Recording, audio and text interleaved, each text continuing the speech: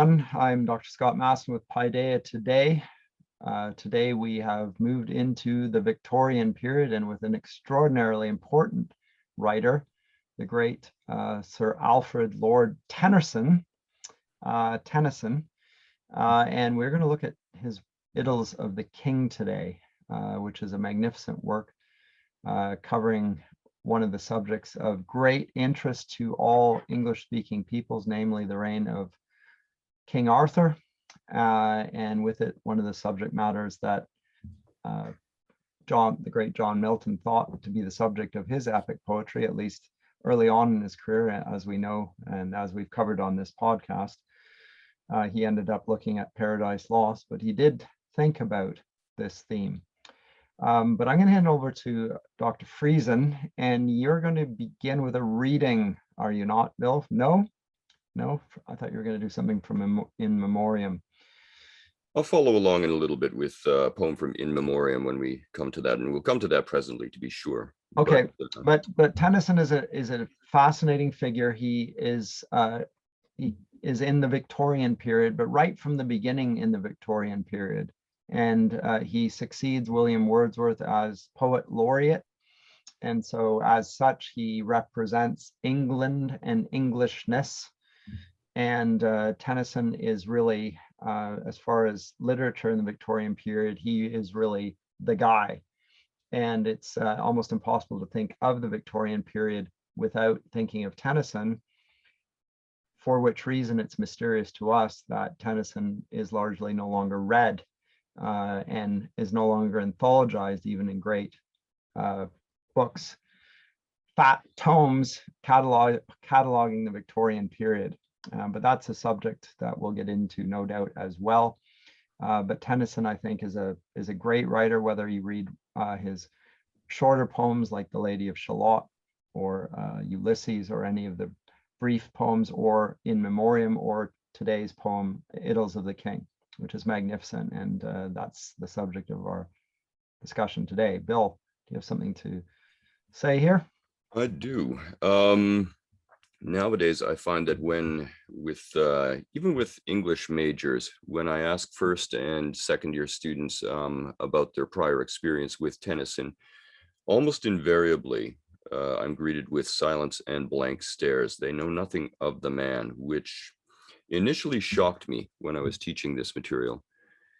And as I explored further, I realized that to a large extent, this towering figure of Victorian literature, and more broadly speaking, I think it's safe to say Victorian culture, has, like so many of these other towering giants, been quietly airbrushed out of existence, out of the collective memory of the academy and its students, and even its professors, sadly, at times. If somebody does know something about Tennyson, and this is how I was taught Tennyson, sadly, initially when I was doing my undergraduate, thank goodness somebody did take the time to teach me about Tennyson. Nevertheless, he is treated typically now in a sort of a grotesque caricature of the real man himself. It's a simplistic, two-dimensional understanding of Lord Alfred Tennyson, Sir Lord Alfred Tennyson, I should say. Yes. He has a rather heavy handle. But it's you get this picture of this bewildered, hypocritical, pedantic, self-important man who doesn't really have much psychological complexity, who is enormously sheltered, who is almost ridiculously idealistic about life and culture and art and the simple experience of being human. And so that was very much what I was initially taught as well, by not one, but a couple of professors. And it's certainly, if a student or a professor starts talking about Tennyson today at all, which almost never happens, then that is sort of the picture of the author that you get. When I began reading Tennyson, on the other hand, I encountered somebody I completely now did not expect. This was a completely strange individual. Yes, by the way, Tennyson can get into preaching mode, and you'll encounter this in some of his poems. When he writes for England as Poet Laureate himself, he was made Poet Laureate in 1850. He writes these relatively shallow pieces, and you're going to see this actually cropping up with a lot of later Victorian writers, especially the poets, And then this is a tendency in English literature that carries on into the first half of the 20th century, where essentially a single author is writing two very different species of text, one for more popular consumption and the other one which have stronger claims to high art. So also with Tennyson. Tennyson is a bit of a pioneer on this front. So when he writes something famous like Charge of the Light Brigade, Yeah. If you go mining that for considerable aesthetic or psychological depth, you're going to struggle a bit, if I'm honest. Whereas if you read a poem here from Idylls of the King, like the one that we're talking about today, Peleus and Etera, you'll find that you're dealing with a completely different type of poem. The quantity and the quality of what you're looking at is a very, very different thing. So this is something that I enjoy doing with my students. When I can introduce them to Tennyson, they're oftentimes very surprised that this man is as complex as he is. And second of all, that the poetry is as complex as it can be oftentimes. They're very surprised, oftentimes delighted, oftentimes shocked, because Tennyson writes about some extremely dark things, which again surprises people. And it begs the wider question. I'm not going to talk about it too long here today because I want to get to other matters. But Tennyson and all things Victorian are denigrated in modern cultural approaches nowadays for the most part, largely because of the work of writers just on the other side of World War I. We haven't spoken much about the effect on literature or the effect on culture of World War I. No, but it's considerable, right? Yeah, as you know, it is pretty well literally impossible to overstate this devastating, let's just anachronistically impose a term on it, the PTSD of Western culture in the wake of World War I. Yeah, it's not just English culture, it's European culture, it's Christendom, actually. It's a devastating repercussion. The repercussions, I would say, reverberate to this very day. Yes, absolutely. I totally agree with you on this front. For a few years, you'll notice that Western literature just kind of goes quiet in 1919, 1920, 1921. It's because everyone is sitting around in shocked, stunned silence, like the survivors of some horrible traumatic accident that has killed everyone else around them. Yeah. And only then do they slowly begin to find their voice. One of the individuals who found his voice was somebody who, unsurprisingly, who had actually not gone to the war. It's a writer called Lytton Strachey. If you study modernism, you're bound to come across this man's name. I'm not going to talk about the man himself. It's no secret amongst my students that I'm not fond of him as a person. But he wrote a text that was extremely influential. It's not read directly much anymore, but it was read heavily in its day and had a massive influence on a lot of other writers and thinkers in the 1920s, 1930s, even reaching right up into the 1940s, whereby Lytton Strachey, in a cold, cynical, but oftentimes highly artistic way, engaged in character assassination of, as the title suggests, eminent Victorians. All these people who were held up as kind of paragons of Victorian virtue and what have you were subtly and cynically debunked, deconstructed, exposed for hypocrisy. If there's one adjective that a lot of people attach to the Victorian period, hypocrisy is oftentimes the adjective they reach for. And there's a reason for that. That's not random. Now, Strachey, is that because of the hypocrisy, or is it because of Strachey's? There certainly was hypocrisy amongst the Victorians, as you could identify hypocrisy, I think, in almost any age, including our own. It was there. But I would argue that a large part of the hypocrisy imposed upon great Victorian figures by people like Strachey, figures like Matthew Arnold or Gordon or Cardinal Newman, or people like this, are not grounded in a realistic understanding of the writers, the figures, and the cultural context in which we encounter them. Another writer just recently, one who I quite admire, George Steiner, wrote about the Victorian period, and Steiner has created an absolute firestorm by saying the unsayable. He said the Victorian period is the greatest golden age of English culture ever. Academics lost their minds at that assertion, but unfortunately, Steiner is a very systematic thinker, and he backed up his and he's not English. No, he's not English. He's at Oxford. In fact, I'm not even sure he's still alive. No, I don't think so. And he ended up in Geneva, I believe, or Zurich, University of Zurich in the end. Yeah. But in any event, I found not just his book interesting, but the response to it interesting as well. Why would this make people so crazy? Why would it make learned, educated, civilized people this completely apoplectic, with rage, incandescent with outrage? Well, we've spent nearly 100 years building up our loathing for the Victorians. So one of the upshots of this, of course, like all these other big figures then that we've talked about, is that Tennyson initially was mentioned in the Academy so that he could be held up, mocked, and ridiculed. If you actually read his poetry carefully, that's actually not an easy task to do. It's not very convenient to try to do that with Tennyson. And Browning, by the way, Robert Browning, the other great figure, I think, poetically in Victorian England. Yes. Though I prefer Tennyson myself, and I admire him somewhat more. But then, as you and I were discussing before the podcast, increasingly, because his poetry is of such high quality oftentimes, he was simply left out of anthologies. He was left off of syllabuses. He has quietly vanished. Before we were recording today on my own, I've got a lot of literary anthologies laying around the house, obviously. And I decided to look at them by their era, because I've got some that go back to the late 50s, early 60s.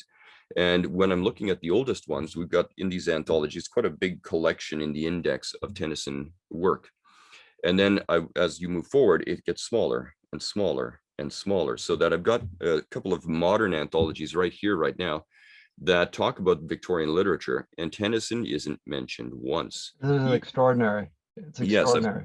Yes, I'm for those of you who are watching on YouTube, I'm holding up, and I'm going to name the guilty.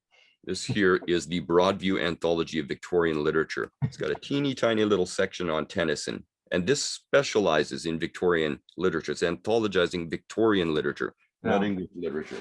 But this is typical. This is very typical.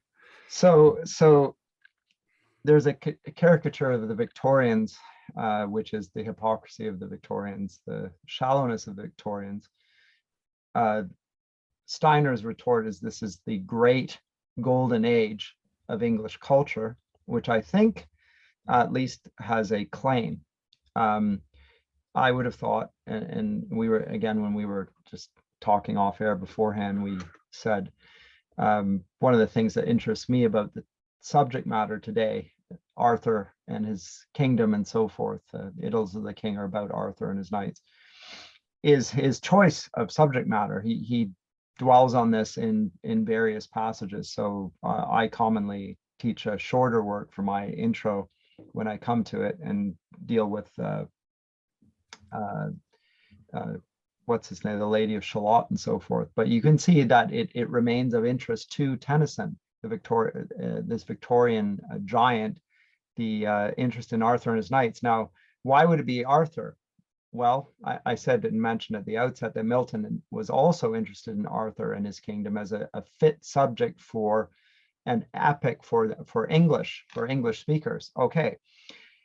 Why would Tennyson choose that? Well, that's one reason. He could have chosen the Elizabethan period as well, a great age of English culture. But I would say the Elizabethan age is marked more by great culture rather than political ascendance. And in Tennyson's age, we have arguably got both. We certainly have political influence without parallel. It literally is rule Britannia, and Britannia rules the waves, and there is British culture around the globe in a way that is literally unprecedented. And if we came to Conrad, we would see in his Heart of Darkness, he's talking about that very thing and the implications of that and how it compares and contrasts with that of the past.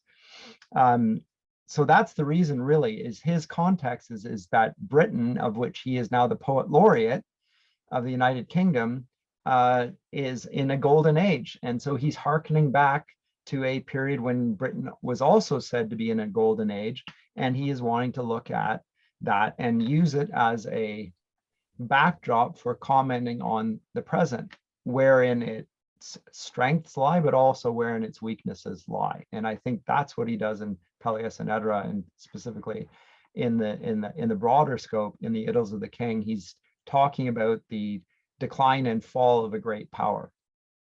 Yeah, this is one of the things that instills a degree of confidence in me about Victorian judgments, is that at least since the middle of the century, 1850, as I said, is when he becomes Poet Laureate, a lot of the writers are writing and thinking deeply and, very importantly, critically about Britain, the legacy of England, Britain's role in the world. It is this is the height of the British Empire. Sun never sets on the British Empire, literally.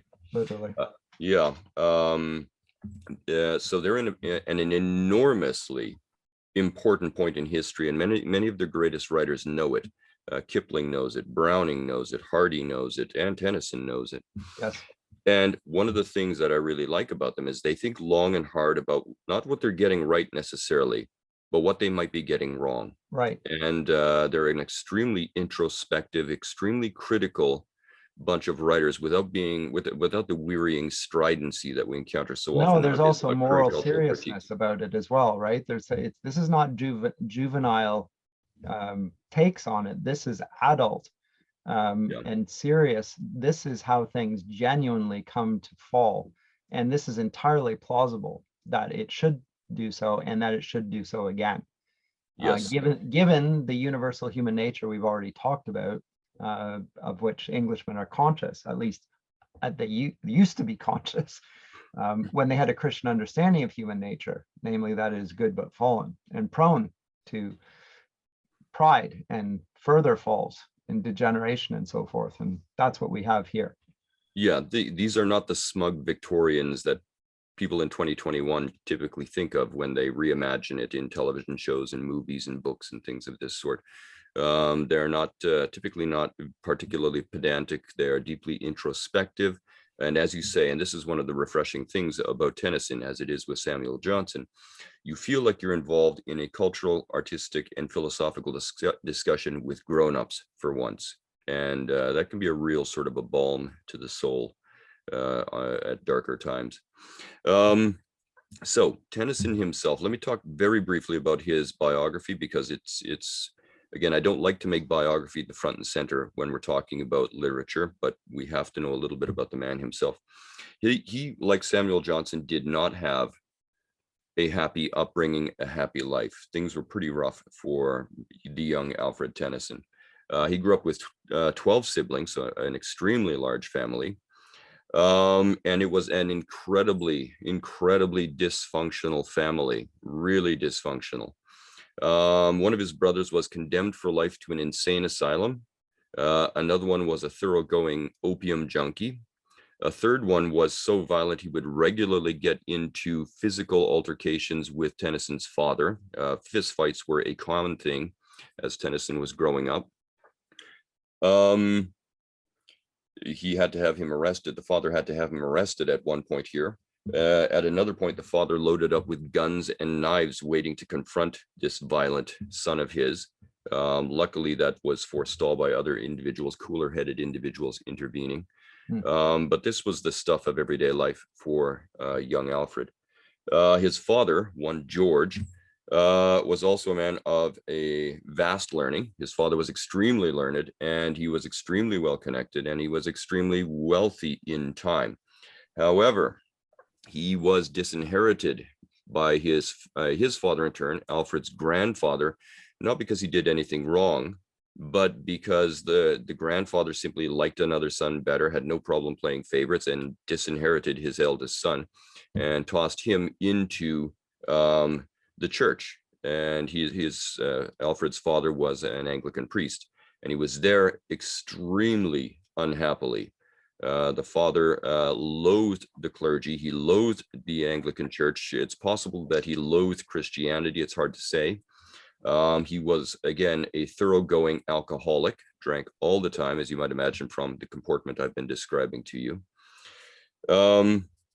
And so he had boundless contempt for a lot of the things that Alfred himself seemed to have a lot of respect for and explored very, very deeply, the life of faith and things like this, and the nature of the church and the role of the church in English society.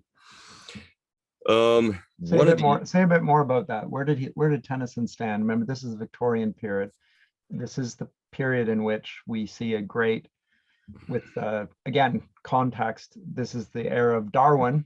Yep. And the era of the higher criticism coming from Germany into English-speaking countries, and at first being resisted and then embraced with an abandon which is almost breathtaking, but a departure from the Christian faith without a doubt in the era. How about Tennyson? Yeah, this gets contentious very quickly. A lot of people try to say that Tennyson's faith was a faux faith because he was poet laureate. There were certain expectations Right. of him. Right, he So had to be obviously, official. That's part of the hypocrisy then. yeah, exactly. People go hunting through his work for hints of agnosticism, atheism, hypocrisy on the front of spirituality and Christianity. And quite frankly, when I hear quote unquote evidence dragged up on this front, it is usually inferential or just point blank logically wrong. Also, I find it striking that his defense of orthodoxy, Christian orthodoxy, isn't just in what he called his newspaper verses like Charge for the Light Brigade and stuff like this. It also shows up in his more serious, more complex works like what we're talking about here today. And we know that Tennyson is not afraid to search areas which are dangerous and taboo. We're going to see that in the poem that we're talking about today, but also when he writes his very famous collection of poems In Memoriam.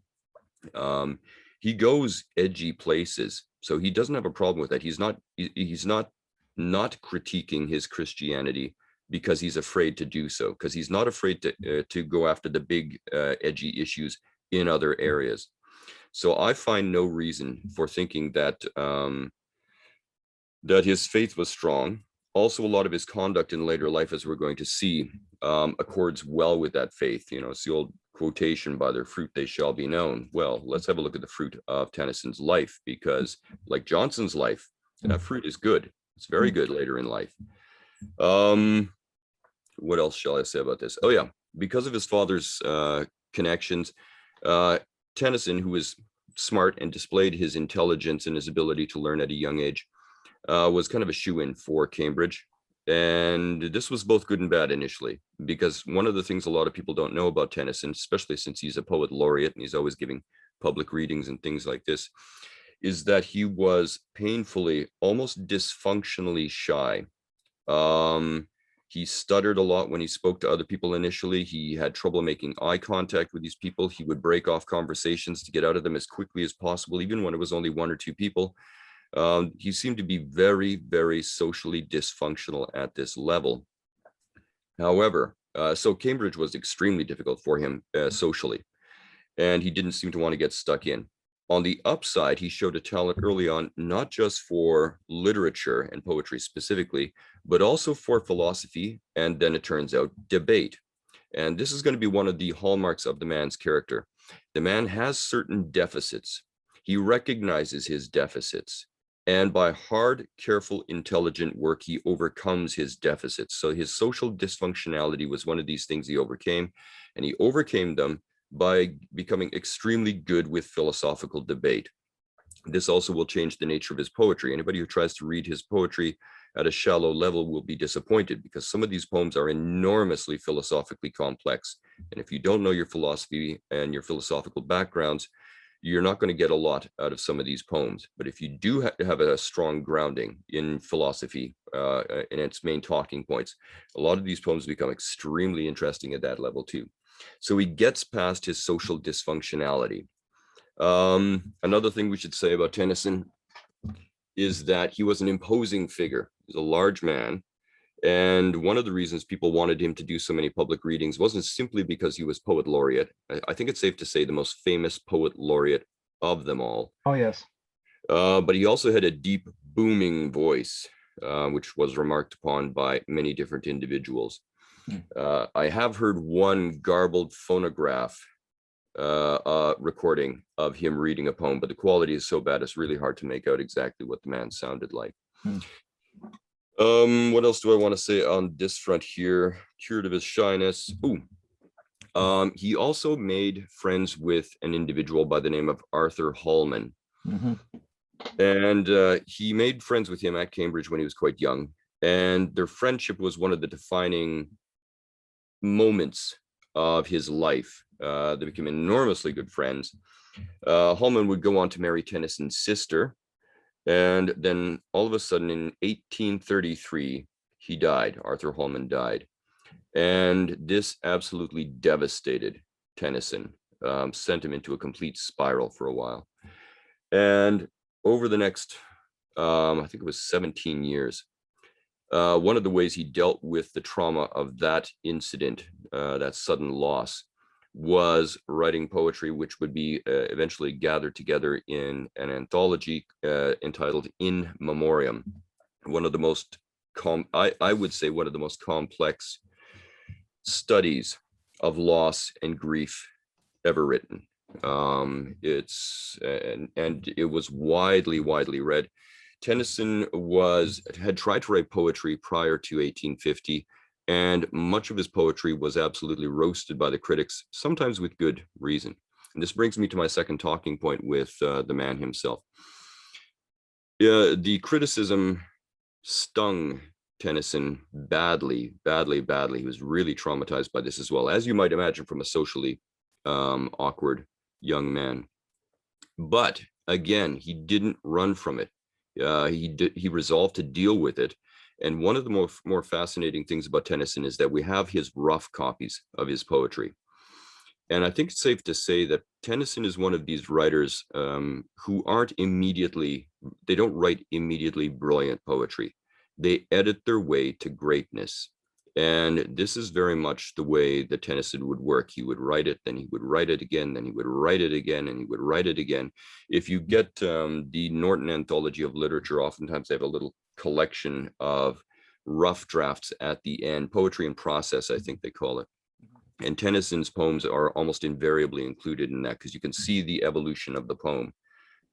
So this guy will find a way to make it work. Very interesting on this front. However, In Memoriam comes out. It's such a smash hit that on the basis of that, he is made Poet Laureate of England, a post that he holds for many years. It also brings him an income he didn't have previously, which allows him to marry Emily Selwood. And they had been kind of seeing each other and had been pseudo-betrothed for about 14 years, but he refused on his principles to marry her because he could not properly support her in a manner he thought that she deserved. So this is again typical of the man's demeanor. And a reflection on his early life and the way his family had functioned as well, right? So yeah, he was very keen to have a high functioning family, probably in some part because he himself had not, and he knew the trauma and the drama of precisely that.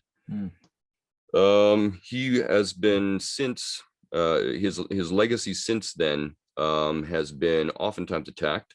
W.H. Auden, a poet I quite like and respect, said of Auden, quote, "He knows melancholy better than anyone else and nothing else." That's it. He's a one-trick pony. And it is true. Tennyson's poetry is deep, rich, but melancholy and lonely.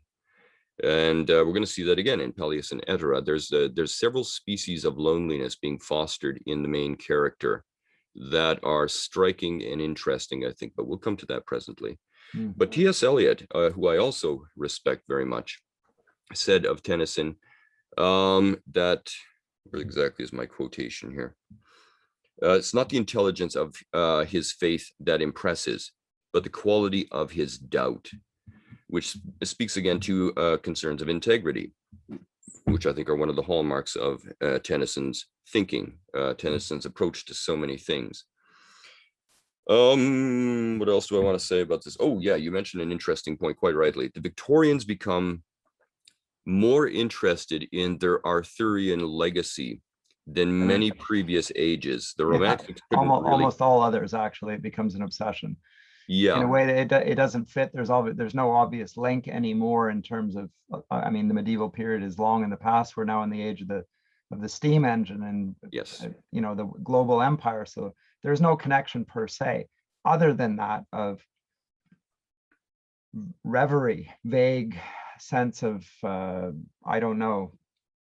Is it a sense of nostalgia, of something lost that is necessary to sustain them in such difficult times. But a sense of rootlessness almost at the same Yeah. time. The Victorian age is, of course, an industrial age, and it's not a newly industrial age. I think a lot of professors who teach the Victorian period try to teach that this is the great wave of the Industrial Revolution. But you can point to the roots of that prior to this in the 18th century. Sure. But it does come to an absolute height where it characterizes everyday thought for the Victorians. And so this kind of disconnect from the land, this rootlessness, this being cut off, as you say, from, you know, the good, clean, sensible, grounded, honorable England of old, is something that is on a lot of Victorians' minds. A lot of them return to the medieval, and they reimagine it Victorian style. And that's important to note, because a huge amount, I would argue maybe even the majority of what we now think about when it comes to the high medieval period has gone very, very dramatically through the lens, or is seen through the lens of the Victorians. You've got the paintings of the Rossettis, of course, and people like that. There's a whole school of Arthurian painting in England that comes up at this time. You've got writers everywhere, like Tennyson, who are writing and rewriting the the Arthurian legends and what have you. The Victorian period is a high point in Arthurian literature. A lot of people are surprised to discover. But the crowning jewel, I would argue, in Victorian Arthurian literature are the Idylls of the King. Tennyson has kind of hit the very top with that register. And you also mentioned that it's from some perspectives, it's a golden age, and I think that's correct. But you talked about another golden age, a cultural golden age, and a literary golden age in the English Renaissance, and I think that's correct too. Yeah.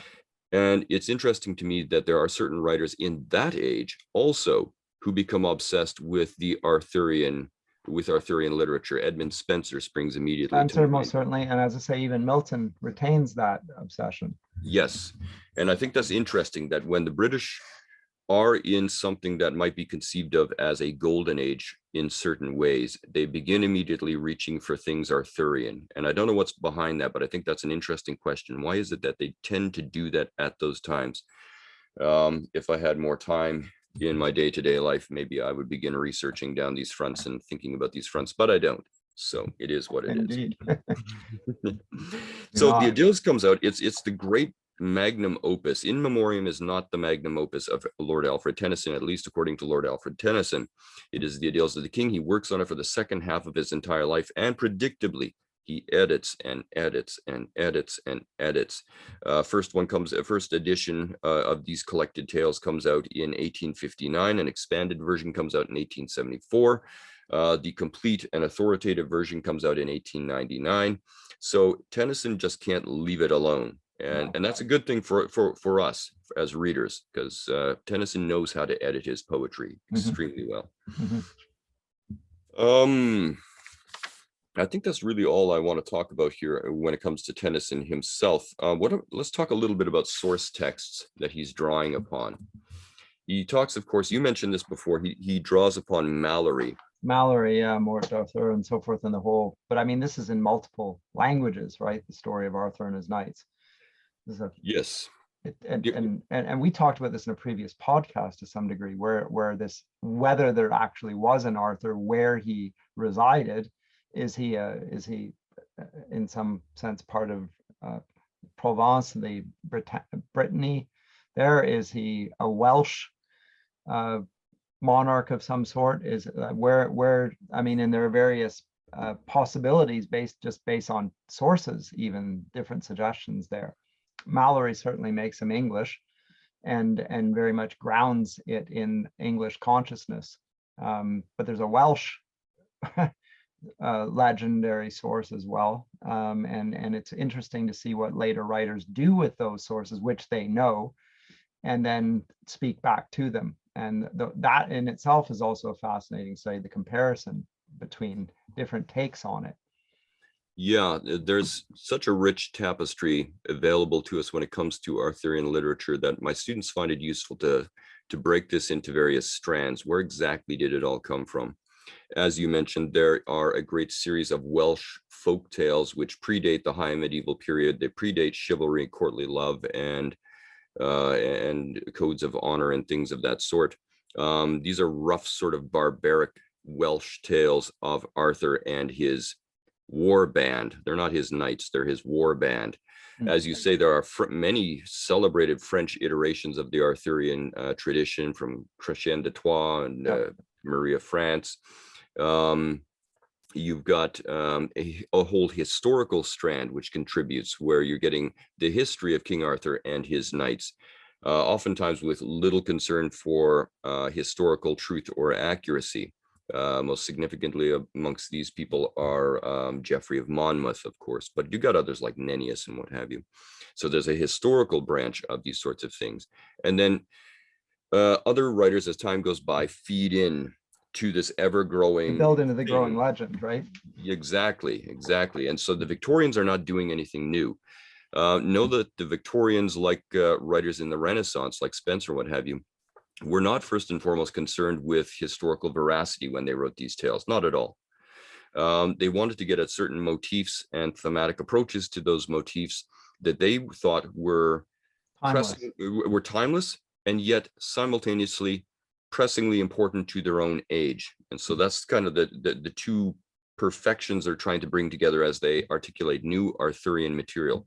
That's, I suspect, what Milton wanted to get at, and it's also, I suspect, what Tennyson wants to get at.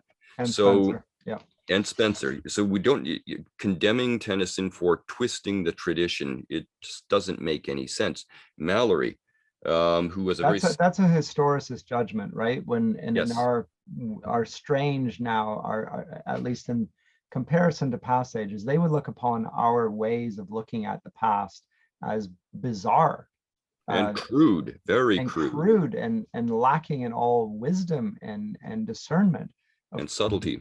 So we want to get to the original text, and then somehow, if we had this text, it would resolve all questions and we would be able to go from there. But because of that fact that we are not sure what the original text is behind these texts, we are in a state of paralysis and can say nothing about anything. And so we can only live in the present moment, detached from the past. Well, this is not only absurd, it's also deleterious to all progress going forward.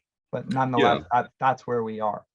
Yeah, and if somebody does try to then, from that perspective, speak to concerns of the past, whether that be the historical past, the literary past, or things like this, because we're sundered from all sort of solid foundations, cultural foundations, and reading practices and academic practices, we tend to engage in wild speculation, conspiracy theories. It's, this is the realm of the anti-Stratfordians and stuff like this. We're not too far away from slapping on a tinfoil hat and making pronouncements.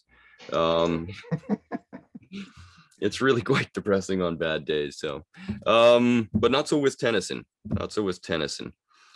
We've also got other sources that are kind of factoring into this. We have there's a fascinating collection of Welsh mythological, supernatural sort of folk tales known as the Mabinogian, which was edited during the Victorian period by Lady Jane Grey, I want to say, but I could be getting that wrong. And that becomes enormously popular. Elizabethan. Is there another Lady Jane Grey? I mean, it could be. There is one in the Renaissance period, but so don't quote me as to that. But the Mabinogian, fascinating book to read if you get a chance. It's absolutely brilliant. It was edited at this point in history, and it was extremely popular amongst the Victorians, which is why I'm talking about it now. It too exerts a powerful influence upon their contemplation of their roots, their identity, their culture, and how Arthur and his legends are bound up in all of that inextricably. What else do I want to say on that front? Not that much. Let's talk about Peleus and Edera, Bill. Yeah, let's have a go at that. When we were discussing what we would do today in relation to Tennyson, we agreed that we had to take on Tennyson and not leave him unremembered in our podcast. But what exactly would we do? I suggested a shorter poem, more accessible. You suggested Idylls of the King, just simply because it's his greatest work, and specifically mentioned Peleus and Edera as one we should focus on. Why did you choose that particular one? I would have thought perhaps deal with the passing and death of Arthur, or even the coming of Arthur.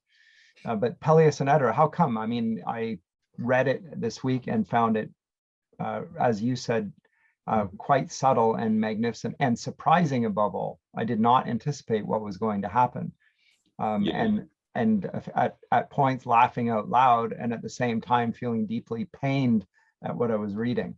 So as I Yes. say, terrific psychological subtlety in the lines. Yeah.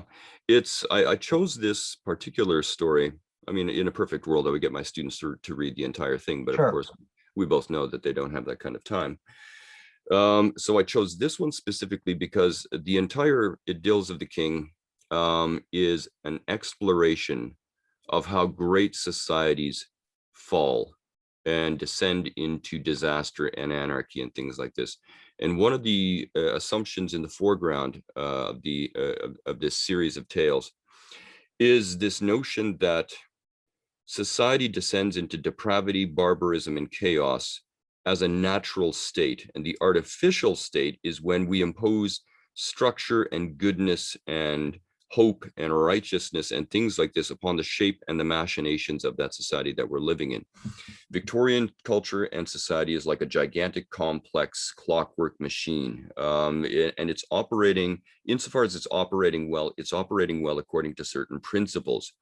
But those principles sooner or later will go wrong. The machine will ultimately break.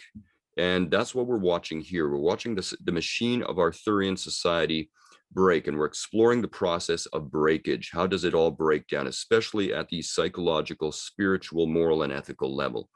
So it is a long arc of a tale that's going to lead us to potentially, if we're not careful, despair at the end of it. The great, beautiful society that was, that is to say, Arthur and the Knights of the Round Table and all that they built in terms of their world is gone. It falls apart, and society reverts back to its natural state of barbarism, anarchy, and depravity. And Peleus and Edera catches a very interesting study in the arc there, and specifically the arc that is traced, and you were talking about the universal before, and I think that's absolutely on target here. There tends to be a Universal human nature. Yes, exactly.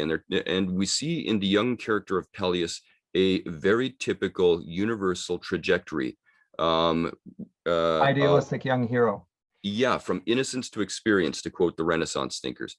And there's nothing new under the sun. And that's not a bad thing. That's a good thing here, because we can explore it in new detail from a Victorian perspective.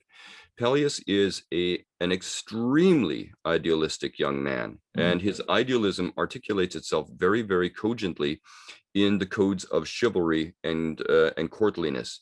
And so it is highly articulate. And his expectations of himself and those around him are extremely, extremely high. So when I teach this this story to my students, I have many young people who are kind of in exactly this state, where they're beginning to understand that there is evil in the world, and there is evil in the people around them, and there is evil in themselves. And now, what do they do with this crisis? Any thinking young person undergoes this, and they have back since, as far as we know, the dawn of time. Yeah.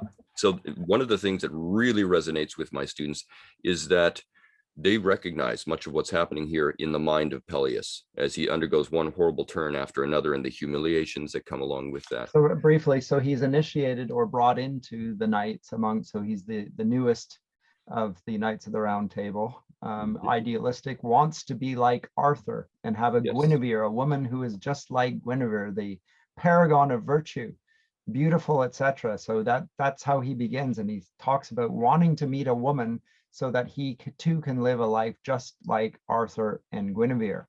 And then revelations are made about Guinevere, and then revelations are made about the woman that he falls in love with, Edera.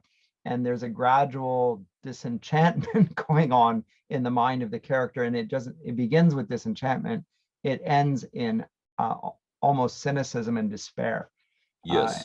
And it's, as I say, it's humorous in episodes, but it's also because we feel his pain, we can imagine ourselves in that situation. Perhaps we've been in that situation, at least in some way.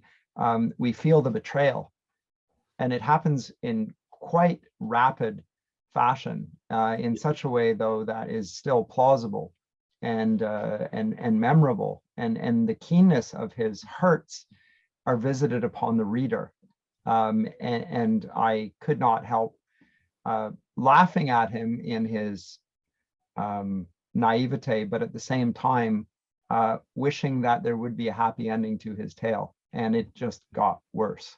No, every time you think, okay, now the arc is going to start curving Yes, back up he's again, going to win the it girl. actually She's got going to worse. fall for him in the end, and this will end with a happy ending. But No, no. and there's a few things in here that are immediately striking. Again, my students who think they know a bit about the Victorian period are shocked by this.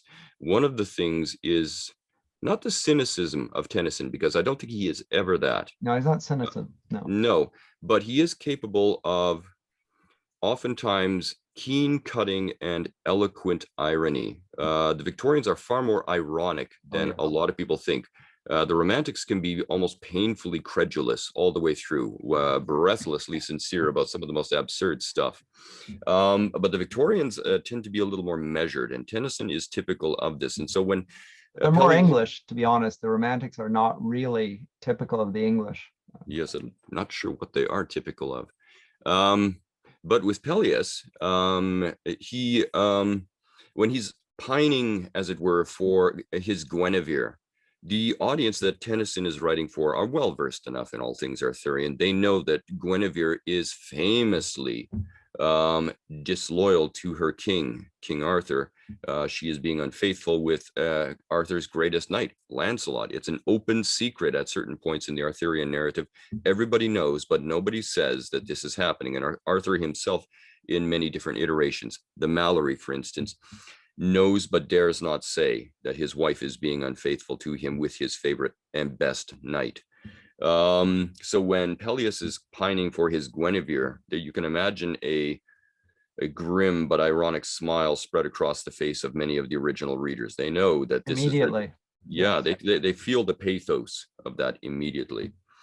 We also have talked about courtliness and chivalry as affording us dynamics by which the knight will suffer through trials and he will go on hard, difficult quests and things like this. And there's a process of refinement, which aligns very well with the processes of sanctification from within Christian perspectives. And yes, a lot of the original writers in the High Middle Ages begin to explore and critique that as a possibility, as a kind of chivalric refinement. Is it really a thing that is even possible?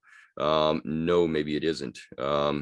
Well, here also, we have that sort of assumption on the part of Peleus. He's going to hold to all these ideals. He admires the Knights of the Round Table and their ethos enormously. And this is going to be a refining thing that builds him up in all sorts of different ways, amongst other things, as a chivalric and courtly lover when he finally meets his Guinevere. So he's already ready to fall in love at the beginning. He's casting about, looking to fall in love. There's an interesting psychological exploration waiting to happen right there. What does it mean when a character, or indeed a real life human being, is desperate to fall in love and just needs to fill in the significant other to fulfill that need? What if that need precedes the actual meeting of the individual person? It's sort of an idol, right? He puts up an idol. Yes. So are you actually in love with that person, or are you in love with the idea of falling in love, and that person you decide to love merely becomes a catalyst rather than the cause of that love? Is that problematic? Yeah. Tennyson is subtle enough that, yeah, he's thinking about all these things as he's writing the character of Peleus. Absolutely. And then in the end, so to give away the whole plot, he not only finds out that Guinevere has been unfaithful to Arthur, which outrages him. The mere suggestion of it fills him with rage.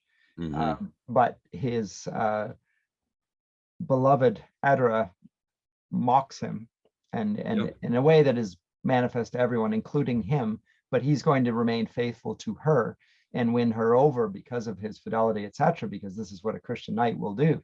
Yes. He does do that. In comes Sir Gawain. Oh, good. Sir Gawain, after all, Sir Gawain, the truest of all knights. We know him from the medieval period, Sir Gawain the Green Knight. He comes in, he will win her for Sir Edera within 3 days. Sir Edera, Peleus comes then upon the two in bed together. At which point he is disconsolate outraged,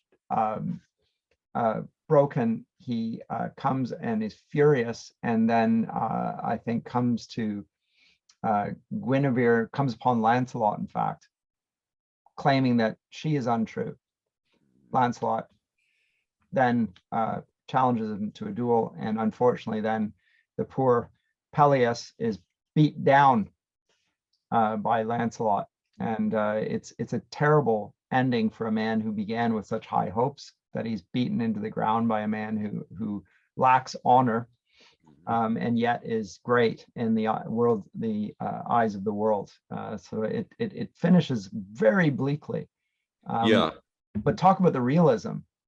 Yeah, it's, well, there's so many things to talk about here. As we said, Peleus starts with this idealism. He's on his way to Camelot at a certain point. He's been made a knight of the Round Table, as you say, and they're filling in the numbers, by the way, here. They are, and they sort of give him a soft treatment to get into the knights as well. Yeah, because they're bringing him along as a protege. He's not really up to it yet. Yeah, because they've suffered heavy casualties in the pursuit of some quests and things of this sort.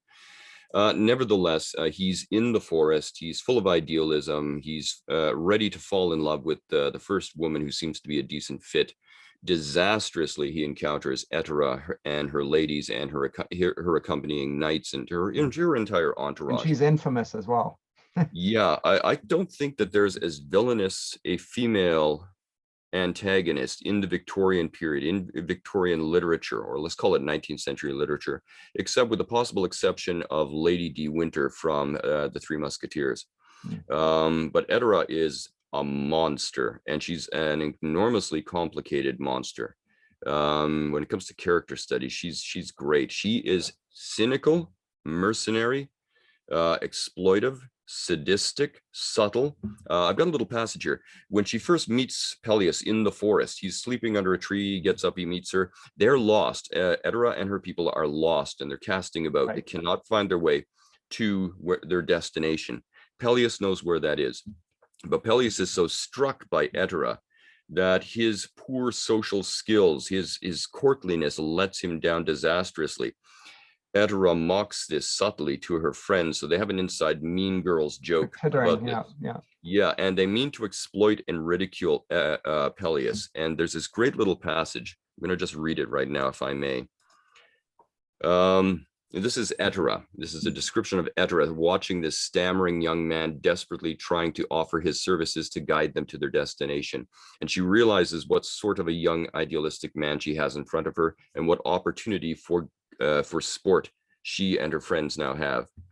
Then with a slow smile turned the lady round and looked upon her people, and as when a stone is flung into some sleeping tarn, the circle widens till it lipped the marge, spread the slow smile through all her company. 3 knights were there among, and they too smiled, scorning him, for the lady was Etera, and she was a great lady in her land. They're going to have some fun. And you can see it on the expression of their faces as they exchange. We've got a country bumpkin here. Let's have some fun. Yeah. Oh, yes. Oh, yes. And she just gets worse from here, people. Yeah. Again, plot spoiler, but of course, these are great works of literature. If you can't reread these a dozen times over, then perhaps they shouldn't be rated as great literature. So I don't mind plot spoilers. Yeah. She convinces him to guide them to Camelot, which he does. There's a competition there, and she insists that Peleus win her the circlet, so she be the great lady. Guinevere and Etera have this kind of a moment of bristling recognition. They recognize their type, a reflection of each other, right, as it were. Guinevere does a better job of it than Etera, but nevertheless, Peleus does. Yes, exactly. And Peleus does win the circlet for Etera.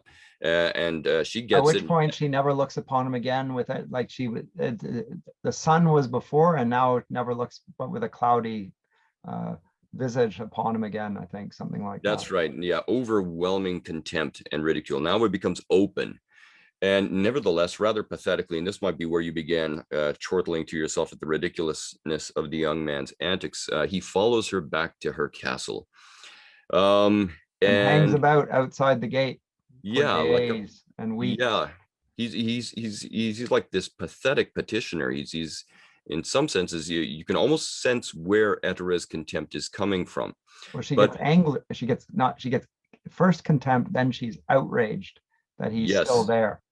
and she sends individual knights out to sort him out, Yeah. and he beats the snot out of him. So that didn't work. And it begs another question. What is fueling Her hatred. Etera's hatred for Peleus? And I would argue that it's his goodness. And not only that, he loves something she knows is not worthy of love. She knows her loathsomeness and horribleness. And Peleus's adoration of she who does not deserve that love throws it into sharp relief and drives her wild as she is forced to look into the mirror. Gawain mentions that very thing about her to her, and the two of them, in their cynicism, take delight in the fact that she isn't that, and Gawain knows that she isn't that, and she knows that he isn't that either. So those two are hypocrites of the first order, but they both take delight in despising goodness. It's awful. It's yes, but it's also extremely psychologically complex. accurate. I mean, we could just unpack this for the rest of the day, but we don't have time, sadly. But you're right. There's a bond of mocking cynicism about it. That it's the sadism, though, that you noted. There it is. Yes, exactly. They want to have some vicious fun at his expense. But what makes it even more complex is that in time, Peleus himself realizes who Etera is. And here's the interesting bit. Does not cease to love her. Why not? He sees her now, warts and all, but his love does not abate. It morphs into something homicidal and dangerous, as Lancelot and the rest of the court of Camelot will find out. Yeah. But as you say, she allows all her knights to be set upon him. He is dragged in front of her. He's mocked. He's stripped of his equipment and stuff like this. He's cast out again. He sees them, and Gawain sees all this going on. Gawain says, as you said, he's going to intercede. He's going to help young young Peleus out. And the first time I read this, like you, I was shocked by the turn of events here. Like I was used to the standard treatment. Yeah, so was I. I was totally shocked. And Tennyson knows that. This is another thing that takes Tennyson away from those cliches about Victorians and Victorian authors specifically. They're very capable of shock value. And it takes somebody who's pretty flexible with the norms and expectations of the ethical and aesthetic world to be able to pull off shock well. And Tennyson is able to shock you well. He's not a stodgy Victorian uttering weary aesthetic and ethical cliches, not at all. And so Gawain is this horrible betrayer. As you said, Peleus discovers them sleeping somnambulant in each other's arms, and he takes his sword, and he lays it across their chest. I was here, you know what I could have done. And one of the questions I have, to which I don't have a good answer, is if he's realized that all of chivalry and courtliness is a sham, is a disgusting, cynical lie by which certain people get ahead in the world, why does he not behave dishonorably here and just strike? But he doesn't, and this brings me back to an earlier point. This makes him honorable and better than them. In the end, he truly is, right? He is, and yet he becomes one of the great villains of Arthurian literature. This Peleus is the great and terrible Red Knight of other Arthurian tales. Peleus becomes one of the worst. He was one of the best, and that disillusionment has now made him one of the worst. If he's going to be bad, he's going to go all in, and he becomes that Red Knight figure. Another plot spoiler. But this goes back to my earlier point. Knightly valor, worth, honor, are things which are built up in a process that seems to be interwoven in many imaginations with sanctification from within a Christian perspective. But so also can we see the de-evolution of a person's character in an opposite sort of a process. And I would say that the fall of Peleus is not sudden. And again, this is another point of psychological realism. This is a process. As sanctification was a process and refinement was a process, so his descent into his own specific brand of cynicism and things like this is a gradual thing as it dawns upon him and he connects all the dots and he realizes that everything everywhere is rotten. That is the opposite of that process. And I think that's very interesting. And this is another reason I teach this tale, because this in miniature mimics the overall arc of the Idylls of the King. There's a process here. It's not a sudden thing. And I think that's quite an astute judgment also of the decay of culture. Tennyson knows this as well. It's not like all of a sudden one thing happens culturally or historically or something like this and a civilization crashes and burns. No, it's a process. So let's explore the process. What drives the process? What are the outcomes of the process? What are the warning flags of the process? As they are with an individual on a micro scale, what are they on a macro scale for an entire culture like Victorian culture? Mm. And I think if people had been reading Tennyson a little more carefully, they would be a little bit less shocked by the apocalypse that came at the end of it, World War I, or the Great War. I wanted to, so later in the Idylls, just to add, so reading this one tale, one gets a clear sense from what we've just said of a richness in Tennyson's vision and awareness of how corruption happens, and a willingness to depart from his sources to present that in ways that are almost scandalous and certainly shocking. But he portrays terrific goodness in it as well, and that really is, it's not the tones are not that, and you mentioned this, of bleak melancholy, which is associated with Tennyson, and rightly so, as you said. There is a deep melancholy, a brooding sense of contemplation, but also of loss there, about something that's passing away. But still, there are notes of hope and expectation. I wanted to read just this short passage from The Passing of Arthur. This is the death of Arthur, and there is a good knight left, and his name is Sir Bedivere, the truest of all the knights. And he is looking on the demise of that whole kingdom of Camelot, and he sees in the death of Arthur the passing away of a companion, and he is left on his own, and says, "And I, the last, go forth companionless, and the days darken round me, and the years among new men, strange faces, other minds." And Arthur responds, and this was once, I understand, read at commencements or even at eulogies and so forth. Arthur says, "The old order changeth, yielding place to new, and God fulfills himself in many ways, lest one good custom should corrupt the world. Pray for my soul. More things are wrought by prayer than this world dreams of. Wherefore let thy voice rise like a fountain for me night and day. For what are men better than sheep or goats that nourish a blind life within the brain, if, knowing God, they lift not hands of prayer both for themselves and those who call them friend?" If those are the words of a man who has no sense of Christian conviction,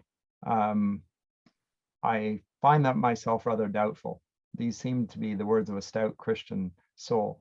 In response to that, if it's not Tennyson's soul, it's one that he can easily imagine and find some solace in. So as you say, that at the very least, we have a complexity in Tennyson's poetry, which I think recommends him to anyone who wants to read good literature by someone who is rarely mentioned, let alone advocated for these days. Yeah, we have to remember that Tennyson, as a young man, not even as a middle-aged or an older individual, spent 17 years thinking long and deeply about death and loss. This is the stuff of in memoriam.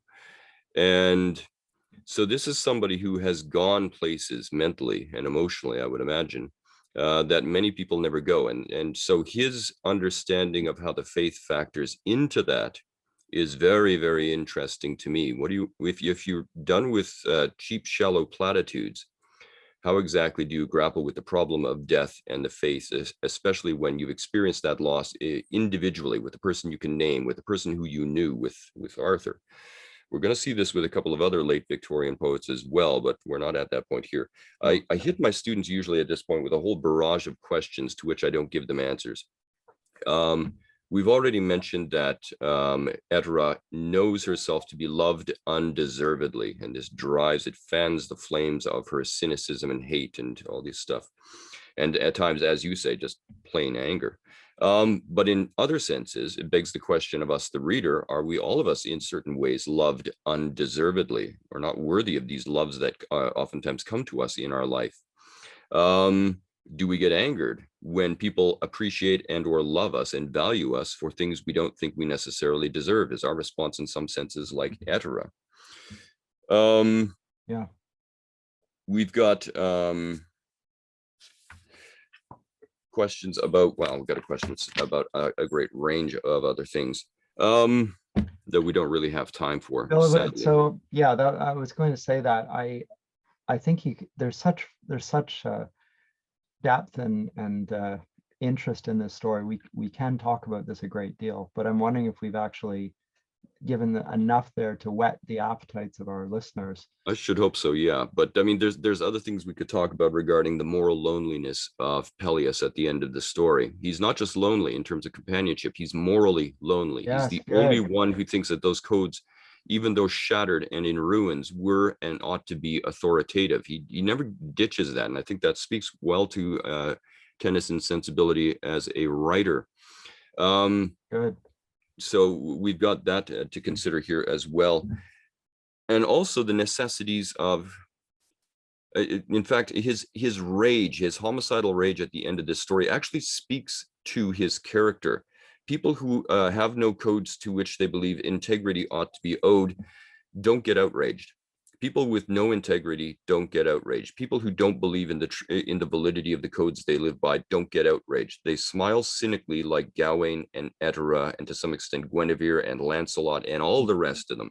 Mm-hmm. So I've got time for people who get outraged about certain issues in life. Even if I point blank disagree with them, at least they believe in a code, or still believe in a code. It's the quiet smiling cynic that I worry about. The person who is incapable of getting outraged. You can say the most horrible things in their presence, you know they disagree with them, and they just smile blandly at you.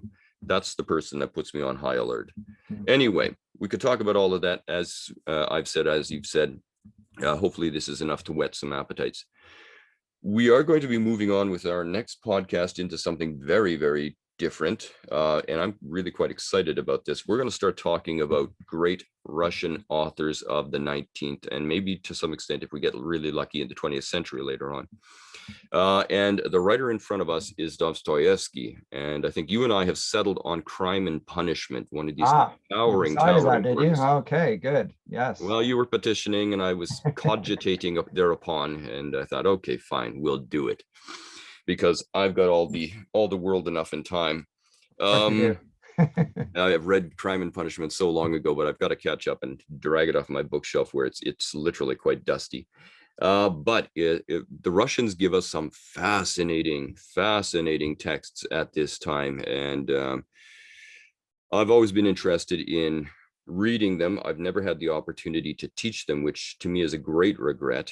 And I know that a lot of other people who come across Russian literature, once you've had a taste, these people usually become addicted to Russian literature. It's fascinating stuff. Dostoevsky is just one of these individuals who gives us that. But I do think that brings us to the end of our time today. So, ladies and gentlemen, again, thank you for listening. We really appreciate the time, and it's very gratifying for us to be able to give something back to the wider community. I am Dr. Bill Friesen, and this is Dr. Scott Masson for Paideia Today. Everyone take care, and we will speak to you presently and anon. Bye for now.